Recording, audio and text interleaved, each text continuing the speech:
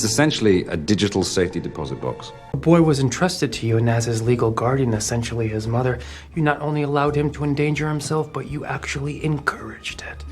Hey everyone, and welcome back to TalkWord. This is the show where we really get into it. We dive deep into the meaning, the usage, and the very essence of English words. Today we're looking at a word you probably hear all the time, but one that can be just a little bit tricky, essentially. So let's just jump right in with a fun little question to get our brains going. What does essentially mean? Yeah, I know, it sounds kind of like a riddle, right? But stick with me, because by the end of this, I promise, you'll not only get the answer, you'll be using this word like you've known it your whole life. Okay, first things first. If we really want to use a word with confidence, we have to get right to the heart of what it means. We got to find that core idea. So here's the dictionary definition, our foundation. Essentially is all about the most important part, the fundamental nature of something. A good way to think about it is like a tool that helps you strip away all the extra stuff, all the noise, to show what's really at the center. That last part is key, at its core. If you remember that phrase, you're halfway there. Now, to make this super clear, let's use an analogy pretty much all of us can relate to. Just picture a modern smartphone. I mean, a smartphone today is just so many things, right?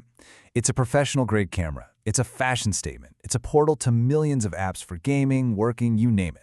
But what's its original, most fundamental purpose? Well, it's making and receiving calls. It's communication.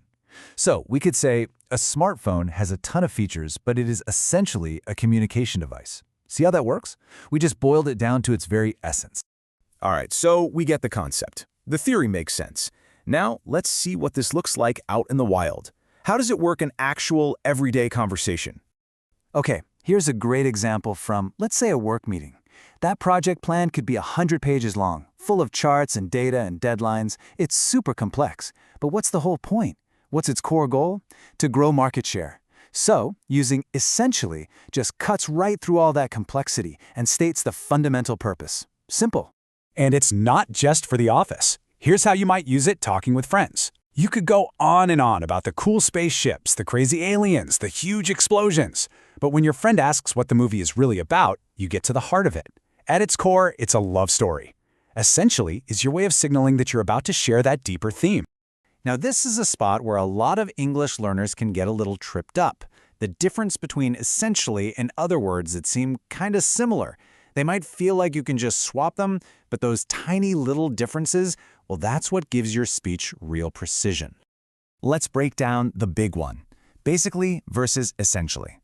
Basically is fantastic for simplifying things, for giving the main points in an informal way. Basically, you just plug it in. It's simple instructions. Essentially, on the other hand, goes deeper. It's about the fundamental truth of something. So, if you say two computer systems are essentially the same, you're saying that even if they look different on the surface, at their core, their function is identical. It just sounds a bit more formal and carries a little more weight. Okay, to really nail this word, we also need to know what not to do.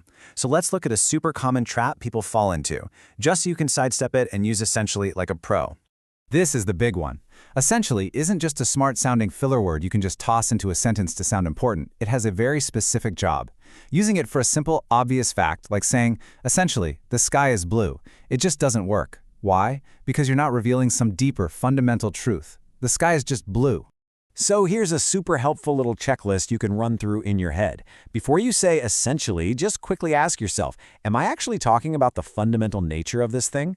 And number 3 here is the golden rule, the best test of all. Try swapping it out with the phrase at its core. If the sentence still makes perfect sense, you're good to go. Whew, okay, we've covered the definition, we've seen it in action, we've compared it to other words, and we've learned what to avoid. So let's just wrap all of that up into one simple, powerful takeaway.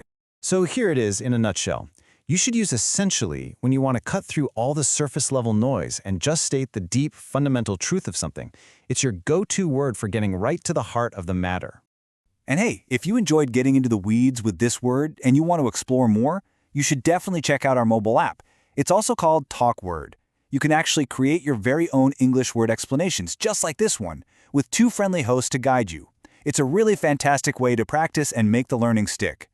So I'll leave you with one final question to think about. What is the one word that is so fundamental to who you are and how you communicate that you essentially can't live without it? Drop your answer in the comments below. Thanks so much for watching, and we'll see you on the next TalkWord. Which is essentially a continuous series of tiny strokes. Equipped with the right pathogen, our troops would be essentially invisible to the enemy.